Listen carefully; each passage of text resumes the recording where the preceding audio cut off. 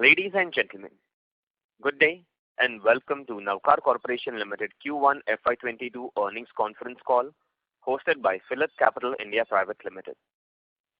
This conference call may contain forward-looking statements about the company which are based on the beliefs, opinions and expectations of the company as on date of this call.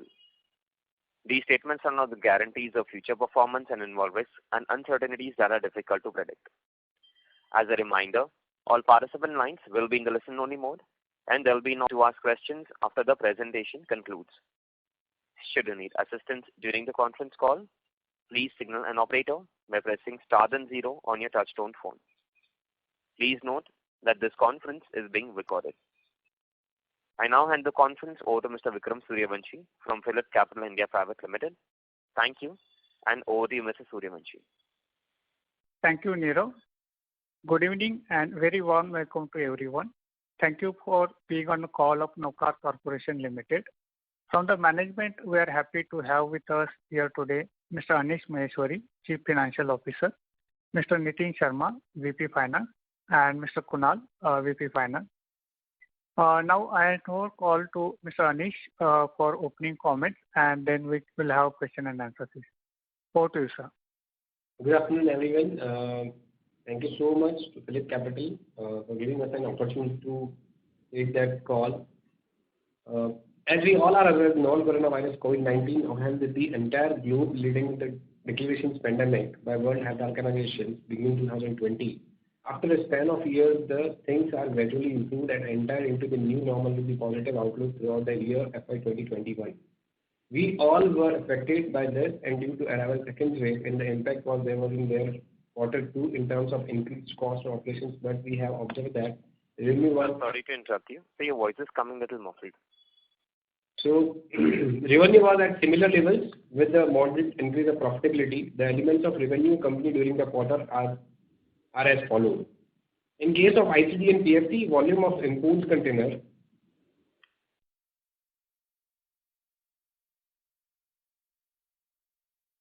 Imports declined by 23.36% from 37,462,000 TEUs to 30,368 TEUs on QOQ basis, from 17,507 TEUs on YOY basis. The same is now up to 42.35%, and the volume of exports container handled increased by 12.39% from 17,345 TEUs to 19,797,000 TEUs on QOQ basis, and from 9,702 TEUs on YOY basis. The same has increased by 51%. In case of CFS PFT, volume of imports container handled stand at 30,364 TEUs from 30,388 TEUs on QOQ basis, which is declined by 26.25%, and from 19,342 TEUs YOY basis. The same is now up to 56.98%. And volume of exports container handled declined by 12.86% from 28,728 TEUs to 25,455 TEUs on QOQ basis, and from 12,500 TEUs on YOY basis. The same is up by now 50.89%. Number of trains handled increased by 324 in last quarter to 312 at CFS PFT, and from 823 to 766 at ICD PFT, which is an overall decline by 6.4% in QOQ basis. Comparing the same with YOY basis, the trains handled were 141 in CFS PFT and 374 in ICD PFT, which is overall raised by 52.23%. Exim turnover declined from 168.28 crores to 163.01 crores QOQ basis, means a decline by 3%. It is a rise by 47% from that same quarter of last year, 111.13 crores. Company is committed to the path of growth to expand the client and exim as well as the domestic turnover. In terms of revenue, this quarter was best in the history of the company. There were challenges in the COVID era, but the performance of company was positive in terms of growth in the company's business volumes. Now I just coming to the profit figures for quarter one FY 2021.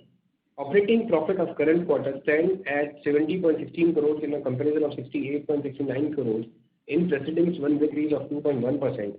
EBITDA margin of current quarter stand at 45 in a comparison to 40.83 crores in preceding one, which shows a rise by 11.16%. The rise in EBITDA margins belongs to the reasons as such.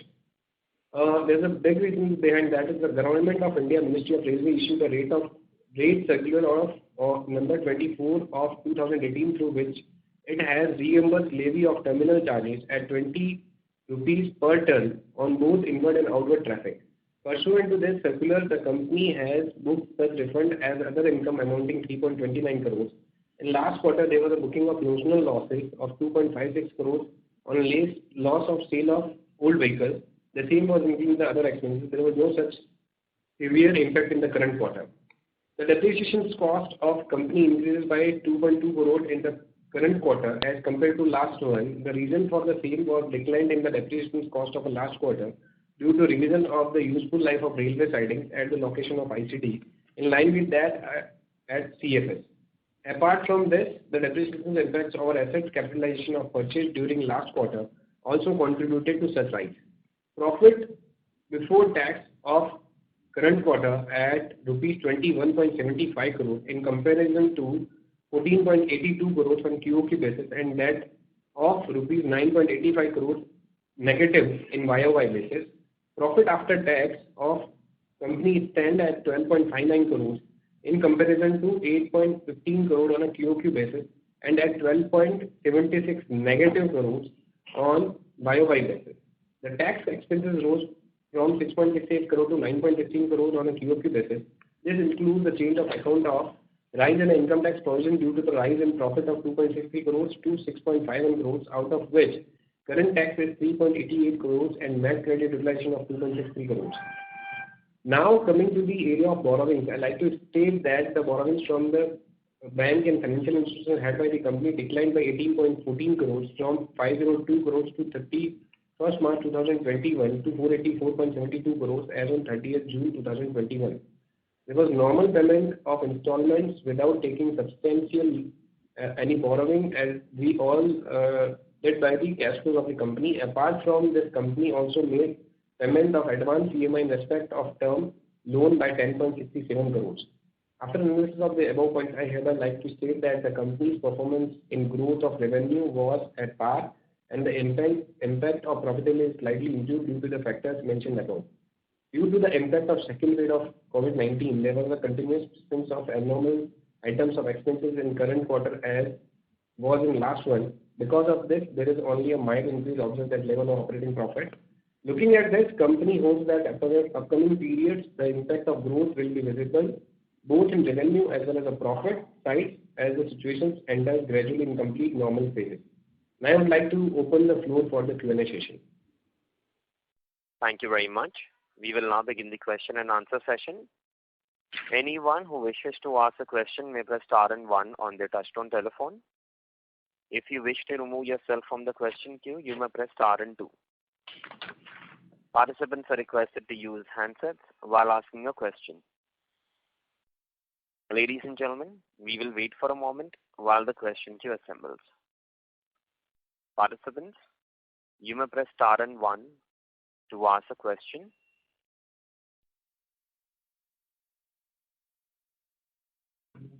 The first question is from the line of Sudarshan, an individual investor. Please go ahead.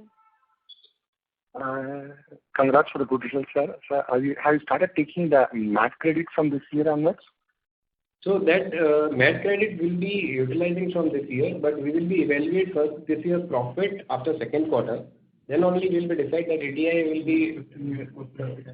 So we'll be going by the next 15-year cost benefit analysis. Then after we'll be decide that we'll have to go for the ATI MAT credit or not. Okay. Thank you, sir. And my next question is about the expansion in any of the locations which you have mentioned, sir. So any progress you have made on that or any timeline you have on that? So basically, on that, I just wanted to tell you it was a long-term strategic plan for the company. Now, as we were working on the ICD tool, from there we will be having a reach of around 2 to 250 kilometers range. At the same time, from Bombay CFS, we are more into the domestic operations towards the northern Maharashtra. Looking at that, and now we were having operations in the domestic market also. So we were making a strategy for next 3 years. We'll be will be try to find some concrete solutions over there. So once it will be finalized, we'll be definitely come to the market and as well as will be intimate to the exchanges. Okay. And my last question is about the custom area notification where you mentioned like Vapi, there is an increase in the custom area notified. So what could be the potential impact you are seeing it or the opportunities you are seeing in that because of that? So basically, notified area we will have to be proposed to the customs, and with that, I can say our operations towards Vapi, if you see, where we have around 35% CAGR year on year. So looking at that, we just take the additional notified area over there. So if we required any kind of a customs bonded or a open bonded over there, that's why we did that. And once we'll be, having potential business over there, then we'll be definitely share to the market. Okay, thank you. That's all from me. Thank you. Thank you. Participants, you may press star and 1 to ask a question. The next question is from the line of Rishikesh Oza from Robo Capital. Please go ahead.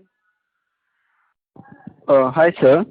So my first question is that when and how are we going to achieve EBITDA, margins of around 30% plus? So if you see since last quarter, we were having our EBITDA margins Q4 was 19.12%, which is now 21.3%. I can say that once the situations will get normalized, correct? Because till now also there are certain restrictions to the movement of laborers and movement of truck drivers and other things. So once that will be getting normalized, then after only we will be in the situation to share to the market how we'll be getting that earlier the past margins on EBITDA level which was around 30-31%. So from here if you will ask me, couple of quarters will take to the situations normalize. Then after we'll be definitely try to catch it up. Okay. And also, are we looking for the same kind of revenues for the full year? Can you share a revenue guidance for this year? So basically, if I tell you, this is the historical. If you see, our top line is 221 crores approximately.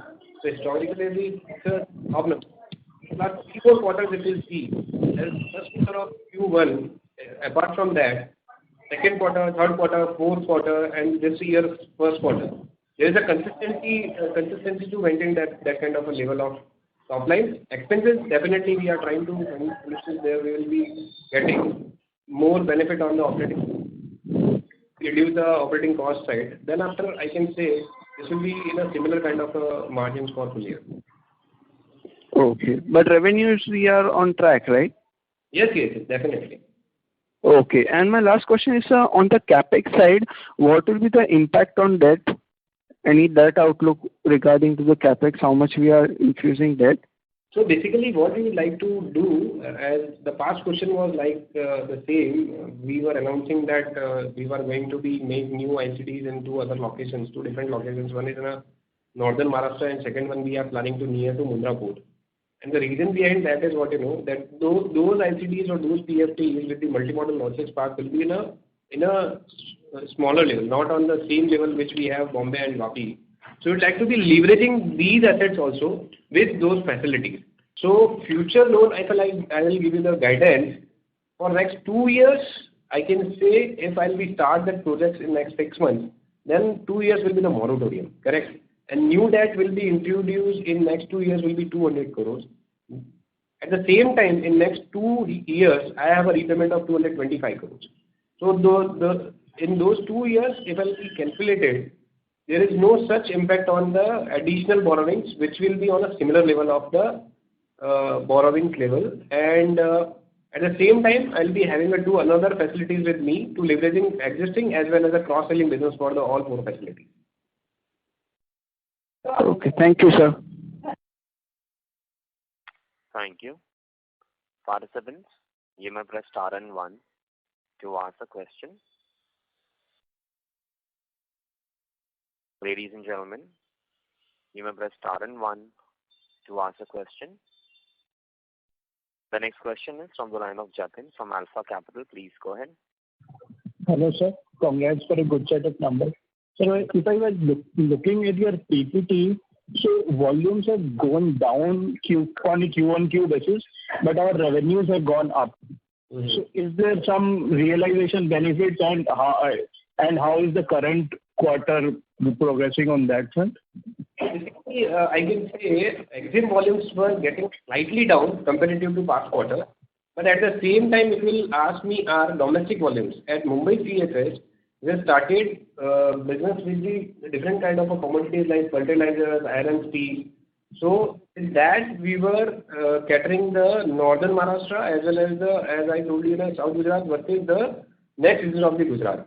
With those, last quarter we were having a domestic volume in turnover capability was around 41 crores, which is in this quarter is almost 49.5 crores. So there is a slightly dip in the EXIM volumes, but at the same time our domestic operations were getting up almost in the range of 15 to 70%. And sir, any guidance on the current quarter? How are things going on both in terms of volumes as well as realizations? So basically, if I'll give you the guidelines, as we all know, after DPD, all the CFS businesses were vanished, correct? So what we did with our facilities to run our business, we just come up with the model of domestic business also. In that, we were having now contact with the ArcelorMittal, JSW, now we have a long-term contract with the SmartChem, Deepak Fertilizers. So our core focus for CFS, if you'll ask me, on the domestic side, and the business will be in a growing side at the domestic side. And ICD, I can say it will be in a similar line for a couple of quarters, then it will be in a jump side. And the EXIM volumes, if I'll see to the CFS side, it will remain same. There is no such positive impact on the ICD EXIM volumes. But yeah, I can say domestic volume will be in a positive side for each and every quarter from here onwards. Sure, sir. And sir, on tax rate, we are paying more than 40, we're reporting more than 45% for last 2 quarters. So any color on that front? So it's a deferred tax impact basically. And now we are not taking the MAT credit as well as ADI benefit. For this year, we'll be evaluate for next 15 years comparative reasons between the assessment. Then after we'll be decide will we go with the ADI or will we go with the MAT action. Sure. Thank you, sir, and all those. Thank you. Participants, you may press star and 1 to ask a question. The next question is from the line of Prateek Kumar from Antique Stock Broking. Please go ahead. Hello. Yeah, good evening. I have one question on your realizations in Panvel operation. That seems to have improved from past 3 quarters to a rate of around 10,000, 11,000 to over 12,000. What has contributed to this? Because that has also helped the overall top line besides domestic revenue.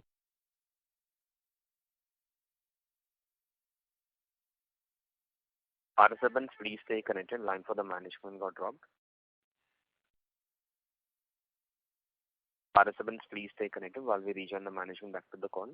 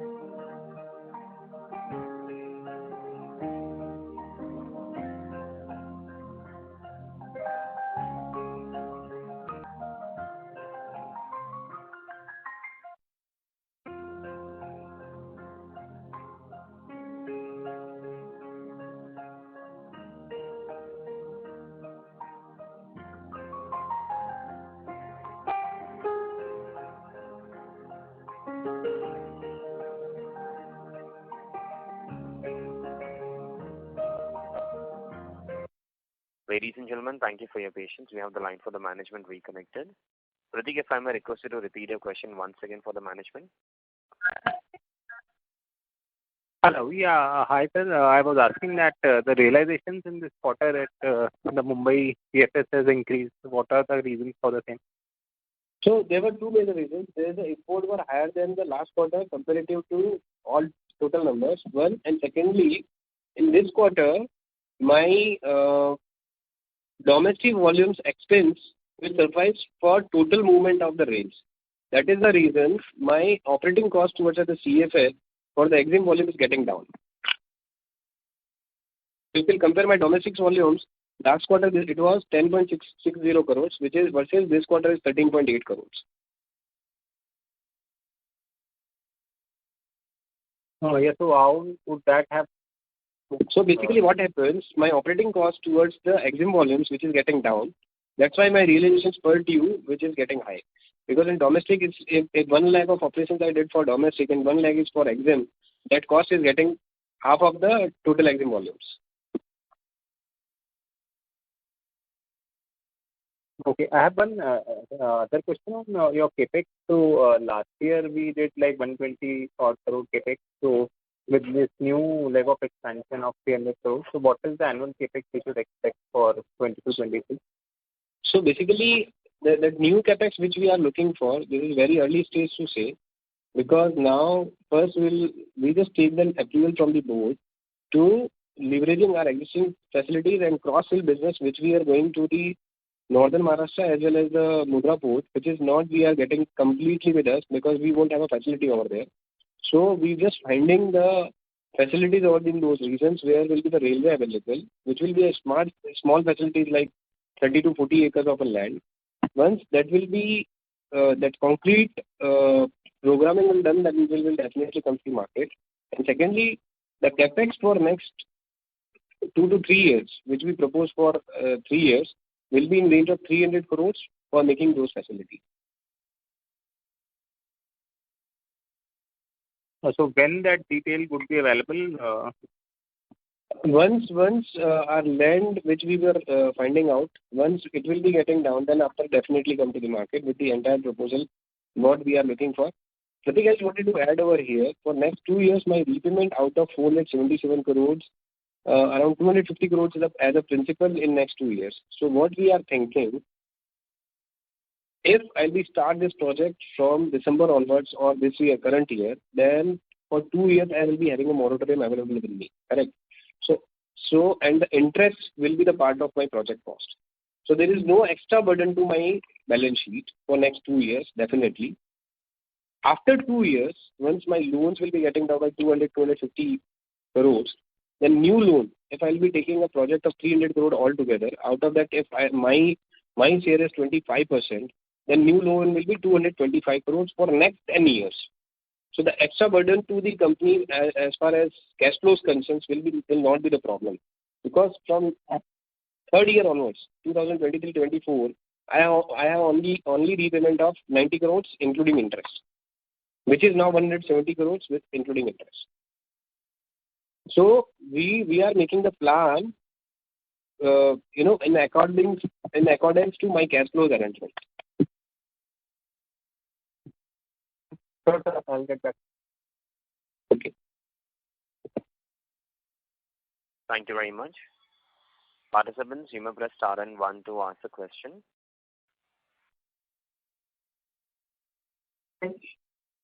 Ladies and gentlemen, you may press star and 1 to ask a question. Next question is from the line of Vikram Suryavanshi. Please go ahead. Yes, sir. Sir, basically, can you highlight about plan to add the number of trains? Because now there is a 5% haulage discount continued for this year also. So, are we going to add number of trains? And second thing, the new terminal what we are looking at Mundra Port, will it be on our own land outside by port, or because port also has their SEZ land available on lease basis? So I just want to clarify, will it be our own land and or it will be on lease land? So, Vikram, I was wanting to be answer. If you see, my railway till last year was in the range of 700 to 800 quarterly, which is now 1000 plus, which will be remain continue. And for that, we are we are finding the solutions. Now we are having a lease trains around 12. So as on past calls also, I told that if there is a requirement in need, then we will be definitely coming with the 3 or 4 trains more, which will be as a part of our capex. Secondly, as you told me, we are definitely exploring so many options to cater those markets. The reason behind that is, because in the Mundra region, if you see past 3-4 years, after DPD, JNPT business volumes were getting sharply down. Like JNPT volumes were on a remain same level, 4.5 to 5 million TEUs. Versus if you see 4 years back, Mundra ports volumes was around 2.5 million, which is now 6 million TEUs. So considering that fact, the northbound cargo will going to be there. So we were finding the area locations near Mundra in the 100 kilometer range. So we would like to be cater the entire Pipavav, Mundra, Hazira ports, point number 1. Secondly, in the northern Maharashtra, we were looking at the area of Bhusawal, Chalisgaon, then MP border, where our cargo is going there right from last 1.5 years. So we had seen that movement over there in our domestic operations as well as the exim volumes. Like I'll just give you the one commodity example. In northern Maharashtra, if you see the pulses, so processing pulses over there in that entire region, and at the same time, if you see the Mundra port near, there are a tiles hub, there are the marble hub. So we would like to be capture these markets.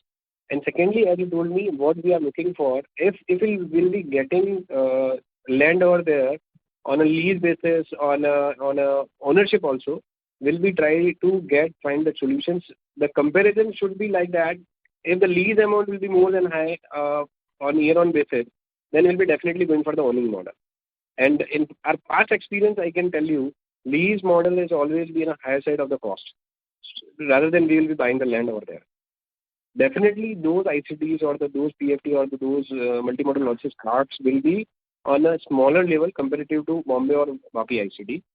With those new locations, we would like to be leveraging current properties or current CFS ICDs as well as the cross-selling market from those markets. Okay. So what I understood from what you're saying, that Mundra Port CFS will completely new market develop. No, it's not a CFS. Mundra side will be making ICD, not a CFS at all. Okay, it will be like ICD, which will be connected. ICD, it will be in a range of 100 kilometers from the Mundra as well as Hazira or Pipavav ports. All 3 ports would like to be catering over there, from which will be a middle locations. And we are exploring the market study, which will be the good place that stage is going on. Okay, understood. And Vapi predominantly will keep coming to the JNPT one. Yes, sir. Understood. Okay. And how is the situation at JNPT port? Currently we are doing the run rate of 56,000 per quarter at JNPT. Do you see that now picking up with the economy is picking up and secondary is almost now normalizing?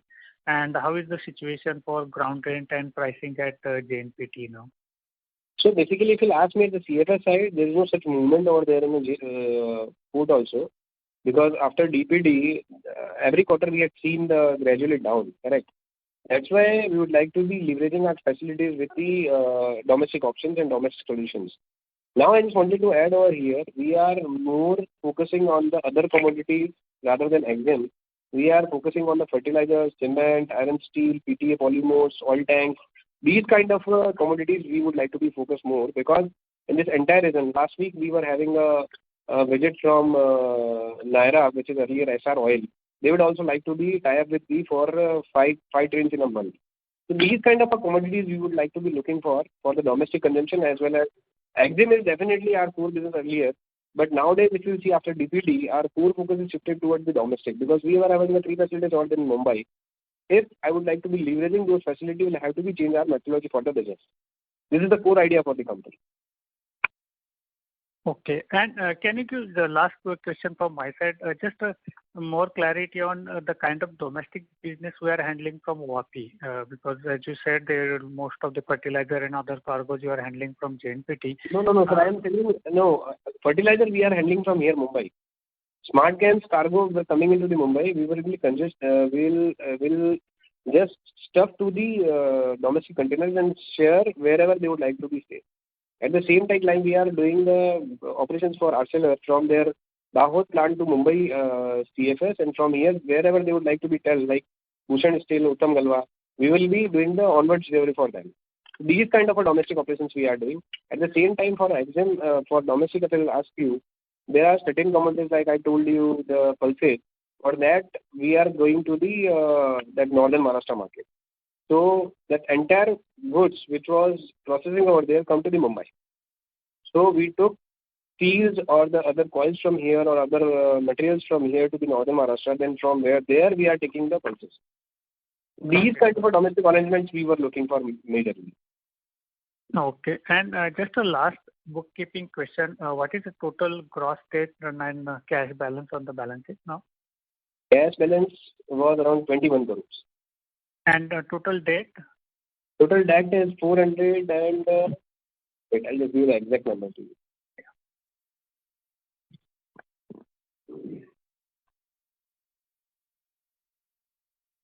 484 crores, including RCC.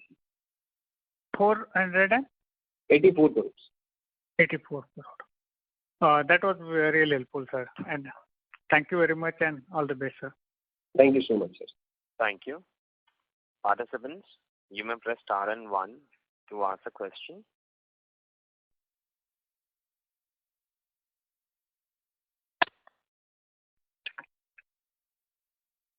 Ladies and gentlemen, you may press star and 1 to ask a question. As there are no further questions, I will now hand the conference to Mr. Vikram Suryavanshi for closing comments. Okay. We thank the management of Navkar Corporation for giving us an opportunity to host the call and taking time out for interacting with the stakeholders. Thank you all for being on the call. Thank you, sir. Thank you so much, sir. Thank you very much.